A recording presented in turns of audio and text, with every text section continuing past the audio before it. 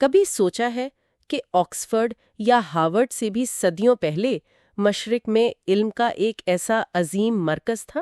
ہم بات کر رہے ہیں نالندہ مہاوہار کی، جسے شاید دنیا کی پہلی رہائشی یونیورسٹی کہا جا سکتا ہے۔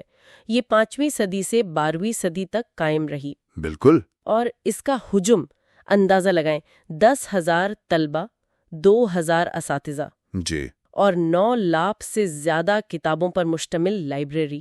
آج ہم اسی نالندہ کی کہانی اور اہمیت پر، جو معلومات ہمارے پاس ہیں، ان کی روشنی میں بات کریں گے۔ اور یہ سمجھنا ضروری ہے کہ یہ صرف یہ علم کا ایک حقیقی بین الاقوامی مرکز تھا، جس کا اثر تبت سے لے کر فارس اور یونان تک پھیلا ہوا تھا۔ دنیا بھر سے علم کے پیاسے یہاں آتے تھے۔ اس کی بنیاد گپتا دور میں رکھی گئی تھی، جو ہندوستان کا سنہری دور کہلاتا ہے، خاص طور پر کمار گپتا اول نے، تقریباً 427 عیسوی کے آس پاس۔ بعد میں آنے والے حکمرانوں نے، جیسے ہرش وردھن نے، پھر پالا خاندان کے بادشاہوں نے صدیوں تک اس کی سرپرستی کی۔ اچھا۔ انہوں نے اسے مزید پھیلایا، نئی عمارتیں بنوائیں، خانقاہیں تعمیر کروائیں۔ اسی مسلسل حمایت سے نالندہ اتنی عظیم بنی۔ دیکھیں، بدھ مت کے مختلف مکاتب فکر تو تھے ہی، مہایانا، تھیرواد، وجریانا۔ اس کے علاوہ منطق یعنی نیایا، جو استدلال کا ایک بہت اہم نظام تھا، پھر سنسکرت گرامر، طب بھی کس قسم کی؟ جی، مشہور زمانہ چرک سنیدہ پر مبنی، اور تو اور فلکیات بھی پڑھائی جاتی تھی، جس پر آریہ بھٹ جیسے عظیم ماہرین کا اثر نظر آتا ہے۔ سیکھنے کا عمل بہت فعال تھا، روزانہ علمی مباحثے ہوتے تھے۔ اچھا، بحث مباحثہ؟ جی، زبانی امتحانات ہوتے تھے، مخطوطات کی نقل تیار کی جاتی تھی، ان کا ترجمہ ہوتا تھا۔ زور بحث و مباحثے، تنقیدی سوچ اور یہاں تک کہ مراقبے کے ذریعے گہری سمجھ پیدا کرنے پر تھا۔ یہی چیز نالندہ کو منفرد بناتی تھی۔ عمارتوں کے بارے میں کیا پتہ چلتا ہے؟ کھدائی تو ہوئی ہے وہاں؟ جی ہوئی ہے۔ جو حصہ کھودا گیا ہے وہ تقریباً 14 ہیکٹیئر پر پھیلا ہوا ہے۔ 14 ہیکٹر؟ ہاں، اس میں کم از کم 8 بڑی خانقاہیں یعنی وہار اور 6 بڑے مندر ملے ہیں۔ اور لائبریری؟ وہ دھرم گنج؟ اوہ، وہ تو سب سے حیران کن ہے۔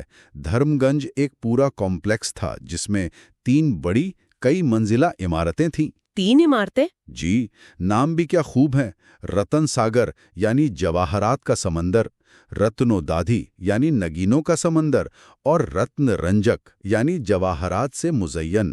وہاں سے ملنے والی خاص طرز کی اینٹیں، پانی کی نکاسی کا نظام، کنویں، یہ سب ان تحریری تفصیلات کی تصدیق کرتے ہیں۔ کہا جاتا ہے کہ عمارتیں آگ سے بچاؤ اور نمی سے مخطوطات کی حفاظت کے اصولوں پر بنائی گئی تھی۔ اور یہ علم صرف مقامی لوگوں کے لیے نہیں تھا، آپ نے بین الاقوامی مرکز کہا تھا؟ جی، یہ نالندہ کی ایک اور بہت بڑی خاصیت تھی۔ چین، کوریا، پارس، تبت، یہاں تک کہ یونانی اور عرب علاقوں سے بھی طلباء اور علماء یہاں آتے تھے۔ مشہور چینی سیاح شوانزانگ کا نام تو بہت سنا ہے۔ بالکل، شوانزانگ نے تو یہاں تقریباً 15 سال گزارے تھے۔ وہ ایک طالب علم بھی تھے اور استاد بھی۔ 15 سال؟ جی، ان کے علاوہ پدم سمبھو جیسے لوگ بھی تھے جنہوں نے تبت میں بدھ مت پھیلانے میں اہم کردار ادا کیا۔ دھرمپال، شیل بھدر، بڑے بڑے نام ہیں۔ تو یہ مختلف تہذیبوں کا سنگم تھا ایک طرح سے۔ صحیح کہا۔ اسی بین الاقوامی تبادلے نے نالندہ کو حقیقی معنوں میں دنیا کی پہلی بین الاقوامی یونیورسٹی بنایا۔ تاریخی ذرائع جیسے منہاج سراج کی طبقات ناصری بتاتے ہیں کہ 1193 عیسوی کے آس پاس بختیار خلجی کے حملے میں نالندہ کو تباہ کر دیا گیا۔ اور لائبریری کا کیا ہوا؟ کہتے ہیں اسے جلا دیا گیا؟ جی، یہی کہا جاتا ہے۔ روایت ہے کہ لائبریریاں مہینوں تک جلتی رہیں۔ صدیوں کا جمع کیا ہوا علم جو کھجور کے پتوں اور بھوج پتر پر لکھا تھا، وہ سب آگ کی نظر ہو گیا۔ جو راہب بچ گئے وہ تبت، نیپال، کشمیر بھاگ گئے اور کچھ کتابیں اپنے ساتھ لے جانے میں کامیاب ہوئے۔ اسی وجہ سے نالندہ کی کچھ تعلیمات آج تک محفوظ ہیں، لیکن وہ عظیم ادارہ پھر کبھی ویسا نہ بن سکا۔ 2014 میں قدیم کھنڈرات کے پاس ہی ایک نئی جدید نالندہ یونیورسٹی قائم کی گئی ہے۔ کئی ممالک نے اس میں تعاون کیا ہے۔ 2016 میں یونیسکو نے نالندہ مہاوہار کے آثار کو عالمی ثقافتی ورثہ قرار دیا۔ یہ تو اچھی بات ہے، لیکن کیا اس پر کچھ علمی بحثیں کی ہیں، مطلب نصاب یا حجم کے حوالے سے؟ ہاں، کچھ نکات اٹھائے جاتے ہیں۔ غیر جانبداری سے دیکھیں تو بعض ذرائع کہتے ہیں کہ شاید نصاب میں بدھ مت پر زیادہ زور تھا اور ویدک علوم کو اتنی توجہ نہیں ملی جتنی شاید ٹیکسلا جیسے کسی اور مرکز میں۔ اچھا۔ اور ہجوم کا موازنہ بھی ٹیکسلا سے کیا جاتا ہے، لیکن دیکھیں آثار قدیمہ اور زیادہ تر تاریخی شواہد نالندہ کو ایک بہت بڑے منظم رہائشی اور تحقیقی مرکز کے طور پر ہی دکھاتے ہیں۔ یہ بحثیں تاریخ کو سمجھنے کا حصہ ہیں۔ تو آخر میں ہم یہ کہہ سکتے ہیں کہ نالندہ صرف ایک قدیم یونیورسٹی نہیں تھی۔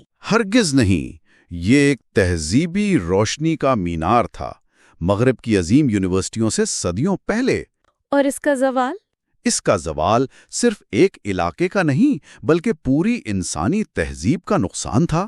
اور شاید آج ہمارے لیے غور کرنے کی بات یہ ہے کہ علم کے بننے اور بگڑنے کے اس تاریخ سے ہم کیا سبق سیکھتے ہیں، یا پھر نالندہ کا یہ نیا جنم آج کی دنیا میں علم اور افہام و تفہیم کے لیے کیا معنی رکھتا ہے۔ بالکل، یہ سوال ہمیں سوچنے پر مجبور کرتا ہے۔